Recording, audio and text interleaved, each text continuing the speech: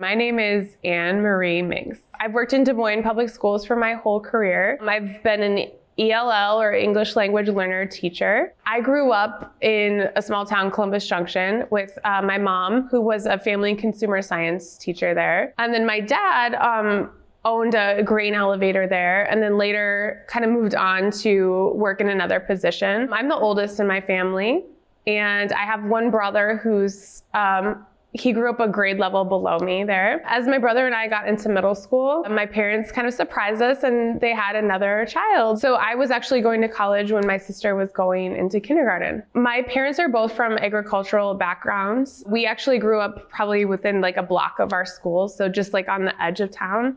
My brother and I just like to spend a lot of our time outside. So growing up, I always admired that my mom was a teacher in the sense that she was always like attending conferences to kind of improve her craft, and she spent a lot of time preparing for students each week. So I admired her dedication and her passion for her subject area. I know there was a time where I was like, I don't know if I want to do this, because she was always working, right? Like she had a bag of papers she took in the car ride with us to grade wherever we were going. She was always buying groceries before school for foods class, and I had to help her carry groceries in the morning, and I'm like, this is a lot of work. But I think in the end, I saw that my mom had a really intense passion. Students were always coming up and telling me like, your mom taught me how to cook. She taught me how to sew. You know, I love your mom. She's so awesome. I think just all together, I knew it was a lot of work, but I also knew that it meant a lot as well. We're both kind of like in the flow people. She would just get really passionate about a project, and she could like lose track of the hours of the time that she's spending. And I feel that with myself as well. If I'm working on something that I'm really passionate about related to classes, I could spend 10 hours and barely even know that the time has passed. I do feel like we both have that connection with kind of being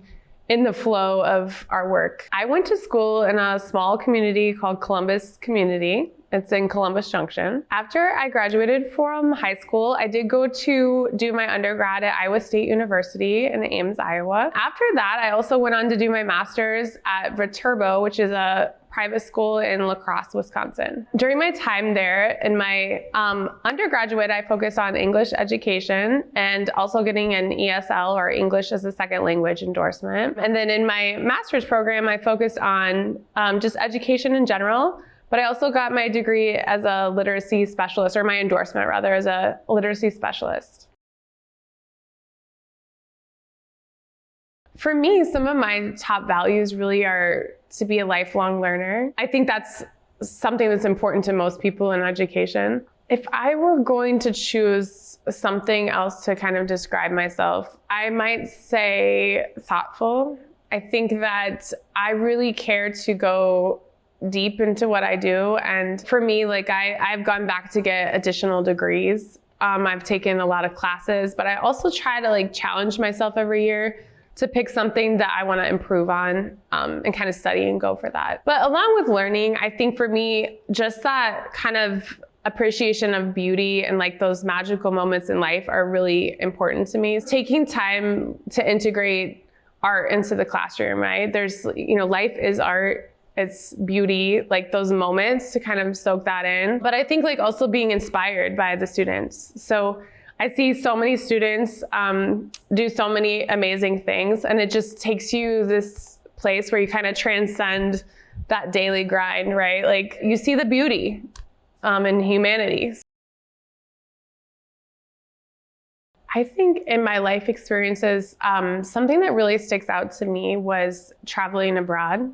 So I know the first time I left the United States, I was 20 years old. I went on a cultural immersion trip to El Salvador. That was a pivotal moment for me. A couple years later, I ended up doing a study abroad in Spain. Traveling internationally just helped me to kind of understand more the various ways that people live in the world. And now teaching students from all over the world, understanding that there's just a lot of different ways to live, and they're all beautiful. The students that are currently in my class, for this semester, I really have pretty much newcomer or beginning students that are English language learners. So what I mean by that is usually a newcomer it's in their first year coming to the United States from all over the world.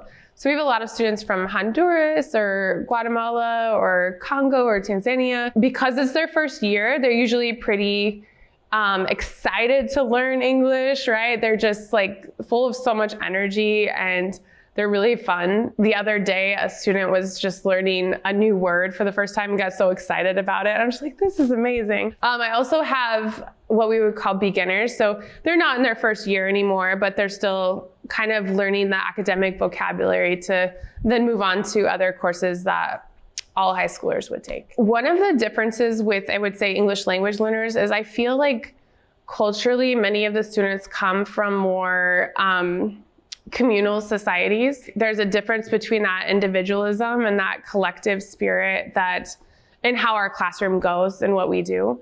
And so it just seems naturally with ELL students that there's such a communal space and that kind of energy to help and support each other. One of the challenges of teaching English language learners is just that supporting them through kind of all of those difficult things that can come with entering into a new country, knowing that it can be complicated to find housing or to kind of navigate systems that are new. I think as a teacher, I can see that need, but I don't always have the resources or capacity to support students with that. But knowing that it's very important to them feeling safe and secure and ready to learn. Some of the celebrations in teaching language learners is just like this idea that we can all learn from one another and that everybody's kind of bringing something special into the room and the space. And I think that has happened over and over again in our classroom, where we may be from the Middle East or Central America, but we're coming into the same space and sharing stories and finding that commonality, but also like those special things to celebrate.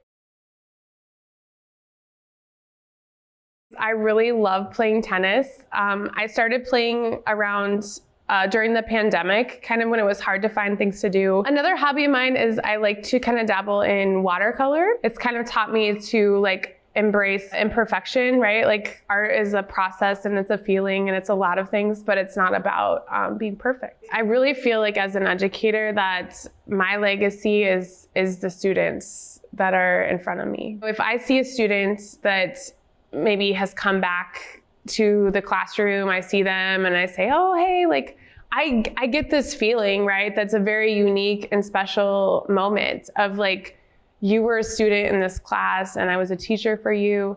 And I think there's just like so many emotions surrounding that idea of helping to support that student find their voice and find their own story in life. For me, it's kind of that legacy of just helping to support students and see all the wonderful things that they get to carry on and do. There's been really a big importance in adopting a mindset of curiosity. And just having that stance has been very helpful for me in multiple ways. So knowing that sometimes I feel the urge to be upset about something or feel discouraged. But when I'm curious, I feel like I'm kind of allowing that path of wondering how can I make things better and what can I do to learn, to grow and take action on something. When we are working with students, the relationship is the foundation to everything. So when we build that relationship, we're going to hear more of their voice. We're going to hear more of their story, and we're going to be able to help them and support them to achieve their goals. But without that relationship, I feel like we're not really getting any of those things. I got involved with ArtForce Iowa when our community and schools coordinator a couple years ago approached me and said, hey, would this be something that you're interested in? Kind of learned slowly it was kind of this idea of integrating art into the classroom to support students. And so I know we kind of started out with some classes and trying to integrate that into the work that they were doing. They were writing some stories about themselves. And so then the students got to kind of navigate making some artwork that would showcase their identities, right? And making that connection between the writing and the art piece. From there, we just kind of continued to evolve where I said, ArtForce, do your thing. Like, do what you think is going to work in here.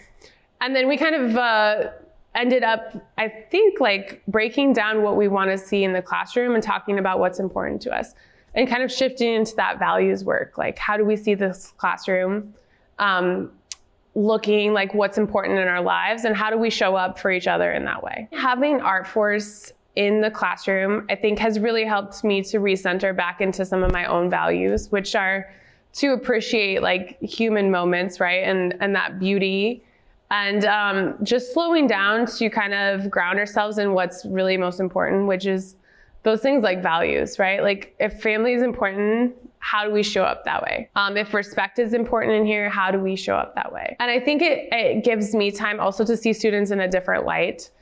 Besides trying to teach them how to read and write and speak and listen, I can have some conversations with them and kind of get to know them and their lives outside of school a little bit better. After working with ArtForce, some things that I noticed were that, number one, it gave students some time and space to kind of address their social emotional learning.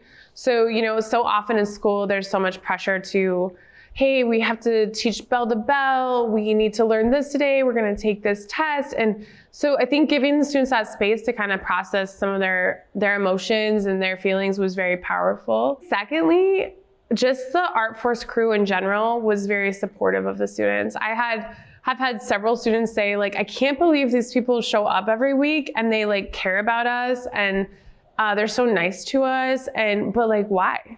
Right? So I think that there's just kind of like feeling of goodwill of like having a partnership in the community and people who will show up for you without them being like your friends or family necessarily was very powerful for students. I want to say thank you to ArtForce. It's been really helpful as a teacher to just have a partnership within the community.